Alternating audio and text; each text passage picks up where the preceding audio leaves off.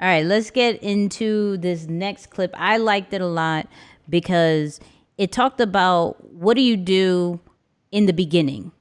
Like when just starting and you don't have much, what is some of the things that you do?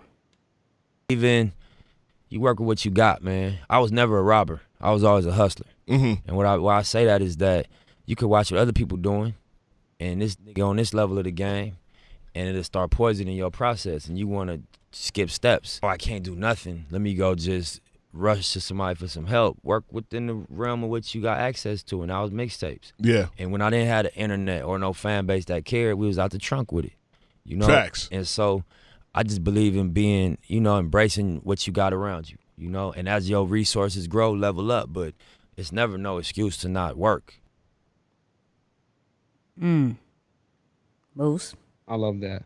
I love that. I love that. And you know what's so dope is that when you watch his documentary, one of the things that you'll notice about Nipsey is that he was really who he says he is, right? When they say out the trunk, yeah, that's pretty much how they started. Like him and his brother Black Sam, they were selling T-shirts and socks on a table right on the curb. Like that's really how they started. So you talk about resourcefulness, it stretches back to his childhood, right? Got his first job in the 6th grade, polishing shoes and worked on commission. So notice how we talk about programming a lot and how some of your experiences almost shape how you navigate the world. So he's already first job on commission, not an hourly rate, not a flat rate. So I think it begins to give him that almost advantage of like, hey, this is how you got to move. Look for opportunities that pay you based on your contribution and your efforts as opposed to just settling for a flat rate. And I think taking that model, he just continued to build on it and found his way back to, this opportunity with what he's built. Yeah, and what I'll say about it is like everything that Nip did from the beginning to the end was something that he invested in, right? So you mentioned the whole with him and his brother selling the shirts and everything. And talking about that same documentary, on the corner of the Marathon Clothing where unfortunately that he got murdered and everything like that, where it all started was, like Moose said, a table, shirts, socks.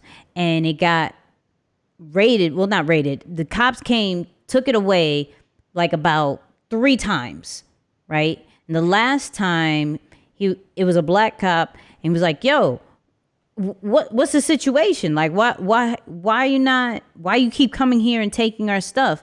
And he's like, you see over there, why don't you do what the legal way of doing it? Lease it, rent it, make yourself official, right? And they took it and everything, right? At that point, they rented out a spot. They called it Lawson's Tees. They sold everything as far as merchandise there, music, everything, right? When it came to the music side, Nip didn't pay for an engineer, didn't pay for studio. Like, he used what he had. And he used his friend, Jay Stone, to engineer. So when Jay Stone was rapping, he was engineering for Jay Stone.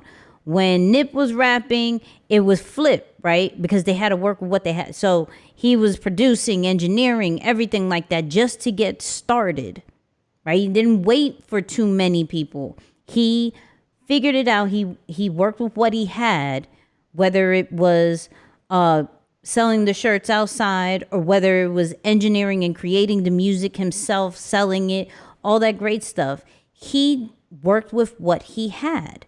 And a lot of people, just like he said, just stand still and wait for opportunities and wait for certain equipment and wait. Like, there was another clip that, and that had to be in like 2007, like early 2000s. He was like, yo, we're just in a day and age where if you have a message, if you have a story, it doesn't take a $10,000 camera anymore. What's being recorded is probably a $200 camera, and that's all you need. You don't need anything else. You don't need the flashy lights. You don't need the record labels. You don't need a huge influencer with a platform anymore. You can be that influencer. You just got to put things out there. And he showed step by step of doing it yourself and having ownership with everything. Because if I'm going to do it myself, I'm not going to give you a dime. There's no point.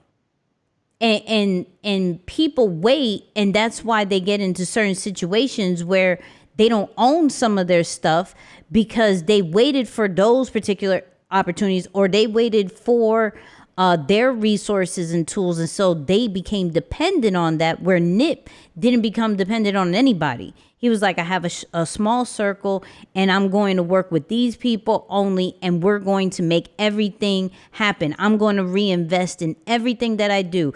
If my passion is music at this point, I'm going to get everything that I can through touring, through merchandise, everything like that, and I'm going to reinvest it into other things to create this empire. So to see that clip and the fact that he said, yo, literally work with what I have. He didn't want to copy. Typical mixtapes would take beats from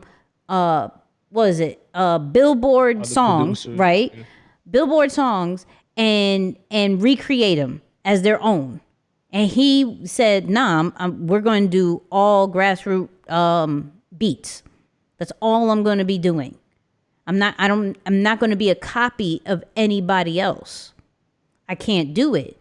If you're going to hear my music, it's going to be of original beats and original bars. And if you flip that into branding and the business kind of thing, we try to start and copy other people with their style, with their content, with their websites, exactly what it is, where he did. I'm not copying nobody. I'm going to work with what I have, and I'm going to be as original as I can. And hence why his impact was so large, because he paved the way to do it how you want to do it original way, and not what other people are doing. So okay, let me stop. Let me stop. That's powerful. No, that's powerful. Let me stop.